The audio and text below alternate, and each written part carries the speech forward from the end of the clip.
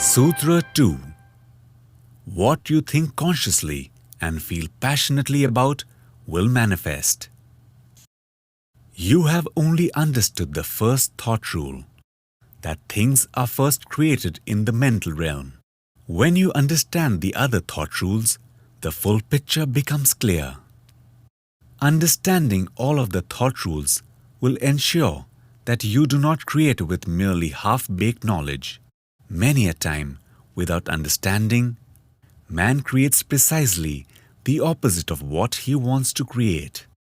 Using some of the thought rules without a complete understanding of all will still net some results, but it may possibly still leave you unhappy.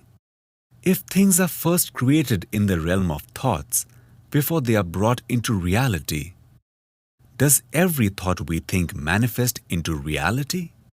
Every thought you keep does impact your life some way or the other. But every thought does not automatically manifest. Castles built in the air remain figments of your imagination. Every stray thought does not manifest.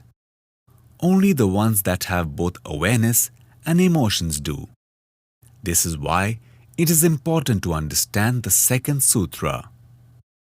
The next thought rule to understand is, what you think consciously and feel passionately about will manifest.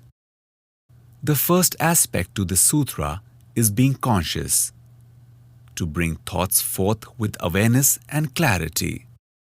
When we daydream, we think thoughts such as, I want this, I will do this when such a thing happens, then this is what will happen, etc.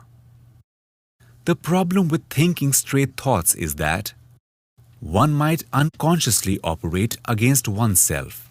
If you think that your life desires are not manifesting at all, you need to contemplate whether your thoughts are cancelling each other out. A man thinks, how I wish there is peace at home. And as per the law of creation, his mind begins to attract things in his life that will make his home more peaceful. But the very next day he thinks, peace will never be possible in this house. My wife makes it impossible, and she'll never change. His second thought has neutralized the impact his first thought would have had. Though he wants peace, his thoughts have cancelled one another out. He does not realize how costly one negative thought can be, and he will no longer enjoy the fruits of his positive thoughts. The moment you think a thought, nature's law begins to work. So it is important to think clearly, positively and powerfully, and above all, not to later entertain the opposite. If you want a home that is permanently peaceful, it is possible so long as another thought does not interfere. That is the importance of being aware of your thoughts in order to have ever-growing happiness. There is an ancient Indian belief called Tathastu, which means, so be it. The belief is that there are deities that reside in your house that keep saying, so be it to everything you say. So people are warned not to say or think negatively, lest the deities cause it to manifest. The beauty of this archaic belief is that it forces you to be very careful about what you think. What is to be gleaned from the above example is that there is never a moment when the laws of nature are not working, be it the physical or the mental laws of nature.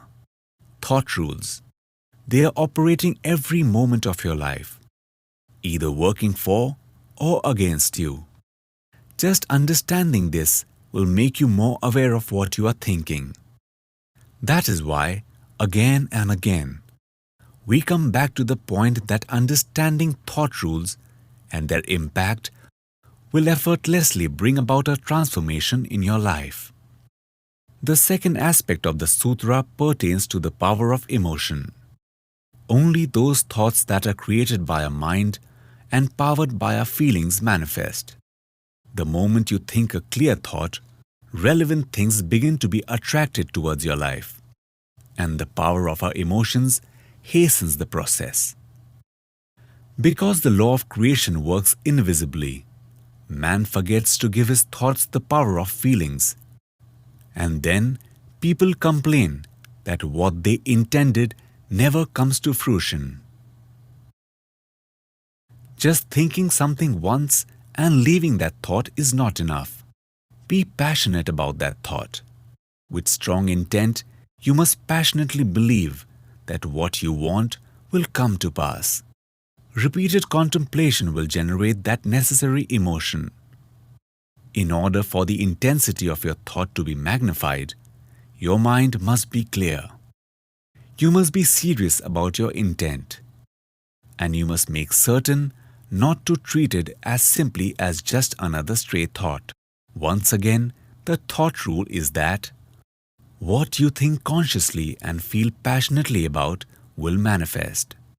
While clarity and awareness are crucial components of a conscious thought, it is intensity and repetition that are the key ingredients to generating the passionate emotion that must accompany your thought.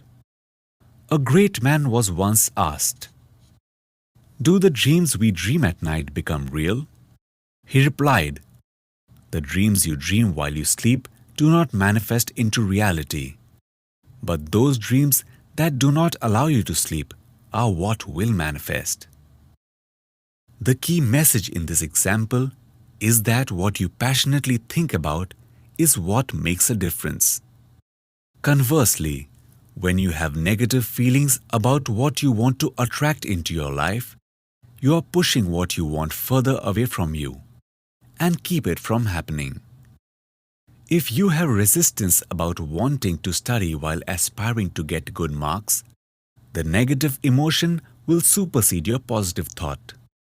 That is why the corollary to this thought rule is that whatever negative you resist will persist.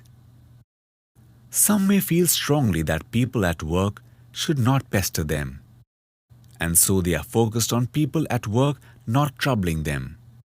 The more they keep this negative focus, what they do not want to happen is exactly what will end up happening because of the power of feeling.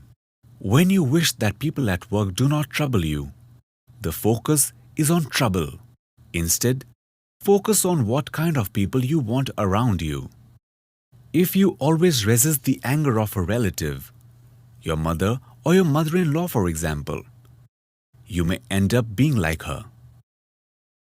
Instead, it would be best to focus on that aspect of her behavior that you like or would like to have in your life instead of what is wrong. There are two simple steps to applying this thought rule. First, think clearly and consciously. For this, you must drop any negative beliefs you may have. Second, replace those negative feelings with positive feelings about what you want. The next sutra will teach you to further enhance your focus on what you want.